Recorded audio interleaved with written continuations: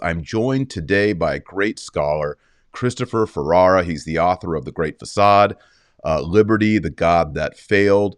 He's well known for his research on Fatima, in particular, the third secret of Fatima. Christopher, welcome aboard. Thank you for having me on. It's a privilege to be on your show.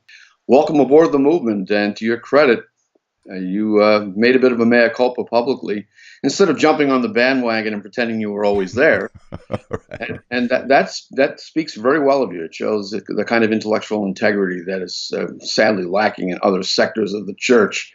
So thanks for joining us, and you're quite an asset. And Well, so thanks. And part of the epiphany in this process, I think, is coming to appreciate and understand the message of Our Lady at Fatima. And you've certainly done a lot of the heavy lifting on that, especially as it regards the third secret, which has become something more and more important to me as especially the pontificate of Pope Francis moves along and trying to understand how did we get here and where are we going?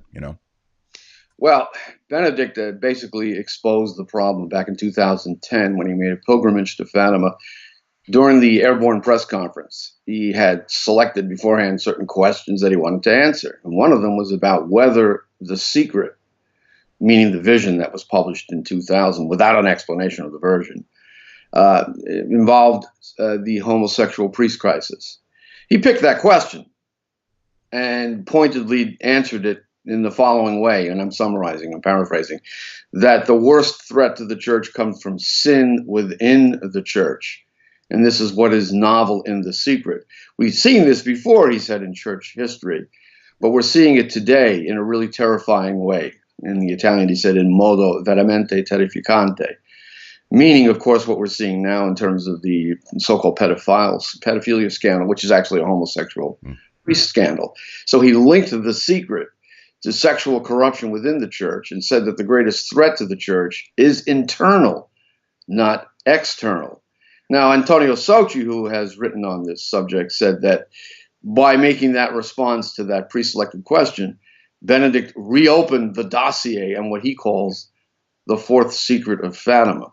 And what is the fourth secret? It's an ironic description of the missing part of the third secret. We have this vision of a bishop dressed in white who seems to be the Pope. And then later in the vision, there's a specific reference to the Pope. So already there's confusion. Who's the bishop in white and who's the Pope? The Pope is killed at the top of a hill, along with bishops, priests, and members of the laity, after having barely escaped from a city filled with the dead. What does it mean? When does this happen? Is this Rome? Is it a nuclear holocaust? Is it the end of the world? Why is the Pope killed? Who is it that kills him? We only know is that it's a band of soldiers.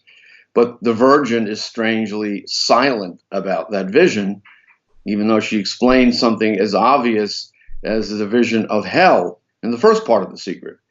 And the reason we know that something is missing, to me this is dispositive, is that the Vatican resorted to Cardinal Sodano to give us an interpretation of the vision.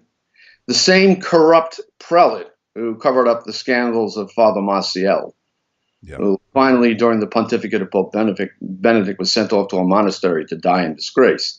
So the fact that we don't know what the vision means and that they had to resort to a proposed interpretation by none other than Cardinal Sodano, who has no confidence in the matter, shows us that there must be something missing. There has to be an explanation of this vision. She did not leave us a cipher. She did not leave us in bafflement about what's going to happen to this mysterious bishop in white at some unknown time in the future. There must be an explanation. Now, why hasn't it been revealed? I think Socci came up with a very credible explanation. There is something that Sister Lucia wrote which explains the meaning of the vision. It's probably a crisis in the church, accompanied by a worldwide crisis, a planetary crisis, perhaps the Third World War. And the two crises culminate in this devastating scene, and the Virgin explains it all. And Sister Lucia wrote it down somewhere, perhaps in her notebooks or in a separate document. And the Vatican has persuaded itself that these are just annotations of Sister Lucia. They can't be relied upon. They're not authentic. They're not part of the vision proper. And so they publish the vision alone, because the rest of it's just too explosive to be admitted as an authentic part of the secret. Now, of course, the secret is taken seriously by the Vatican. No longer do they dismiss the third secret. They were forced finally, largely by pressure from Father Gruner's apostolate, to publish at least the visional aspect on June 26, 2000. So they take the apparitions, or they're required to give the appearance of taking them very seriously. And what's lacking is the explanation of the vision.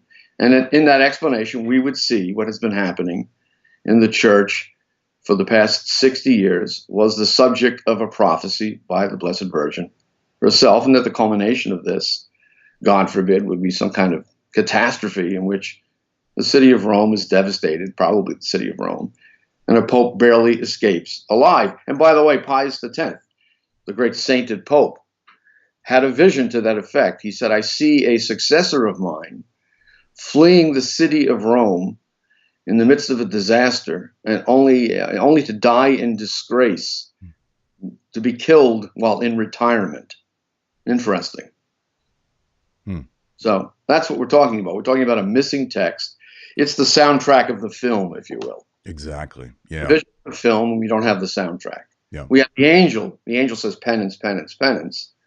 But we don't know why the urgency of penance becomes a part of history at that moment, or even when that moment in history occurs. We know nothing really about the meaning of that vision. And the idea that Cardinal Sodano will explain it to us is just, it's laughable. Yeah.